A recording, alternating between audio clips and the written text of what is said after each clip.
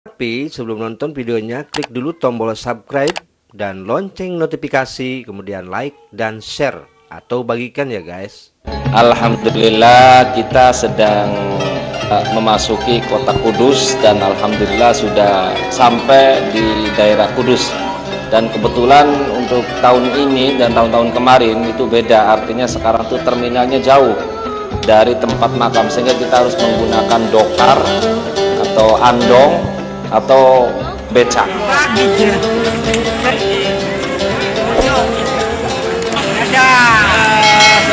jalan. Udah.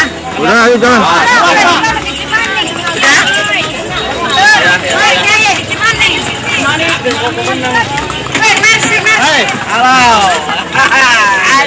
Kebetulan ini kita bagiannya bagian andong, jadi pakai andong ini berjalan menuju Kudus. Sore Pak ya? Hari ini? Oh harian nanti ya. Ini mau jalan-jalan pakai delman. Oh iya. Bu, dari kampung mana Bu? Dari kampung Cilempung. Cilempung ya. Ini sedang menuju ke makam Kanjeng Sunan Kudus dan Menara Kudus. Jamaah dengan menggunakan kendaraan tradisional, yaitu berupa andong. Yang ya satu andongnya itu ada 6 orang. Kebetulan jam-jam ini adalah jamnya andong dan mobil. Kepada semua jamaah yang sudah ada di depan, itu ada beberapa menggunakan andong akan menuju ke makam Sunan Kudus dan melihat menara. Itu saja sekilas tentang perjalanan wisata religi dari jamaah Timbul Qulub Desa Pasir Jaya. Setelah tadi sempat menginap di Demak di makam Raden Patah, terus dilanjutkan ke Sunan Kalijaga, dan sekarang sedang menuju ke makam Sunan Kudus. Untuk selanjutnya setelah Sunan Kudus langsung kita berangkat ke makam Sunan Muria. Kelihatan dari depan Bapak Asmar sekeluarga ya, dari belakangnya itu adalah satu rombongan menggunakan andong yang mungkin banyak andong.